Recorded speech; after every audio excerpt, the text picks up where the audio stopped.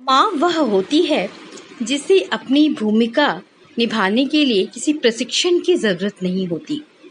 जाने वो कितनी सारी भूमिकाएं अदा कर जाती है, पर कहलाती है सिर्फ माँ। मेरी एक कविता मेरी माँ को समर्पित। कविता का शीर्षक है मेरी मम्मी बड़ी चालाक थी। मेरी मम्मी बड़ी चालाक थी।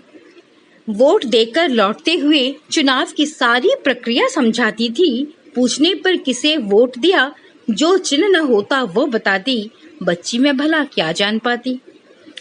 मेरी मम्मी बड़ी चालाक थी। जब खाना बन रहा होता और मुझे भूख लग जाती, मेरी पसंद का गाना वह बड़े प्यार से गुनगुनाती। मैं भी गाती और भूख भूल जाती। मेरी मम्मी बड़ी चालाक थी। कभी रूठ कर बिन खाए सो जाती, नींद में ही मुझे पूरा खाना खिलाती। उठने पर जब मैं झूठा गुस्सा दिखाती, बड़ी मासूमियत से समझाती।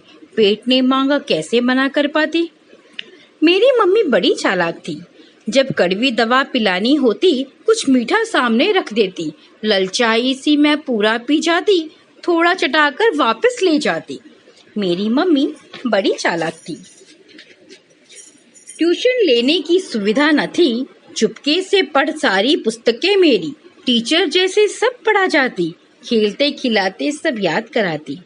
मेरी मम्मी बड़ी चालाक थी। ना छू सके कोई दुख मन को, बहुत अच्छी कहानियां सुनाती। भक्ति नीति सदाचार की बातें प्यार से अंतर में बसा जाती। मेरी मम्मी बड़ी चालाक थी। विश्वास था हमारी सफलता पर। जैसे ही परीक्षाएं खत्म होती, कॉपियों के खाली पन्ने अलग कर अगले कक्षा के लिए रफ कॉपी बनाती। मेरी मम्मी बड़ी चालाक थी। बड़ी गलती पर सजा देती थी, बाद में लाड प्यार से अपने सब कुछ भुला दिया करती थी, पर सीख बड़ी दिया करती थी। मेरी मम्मी बड़ी चालाक थी।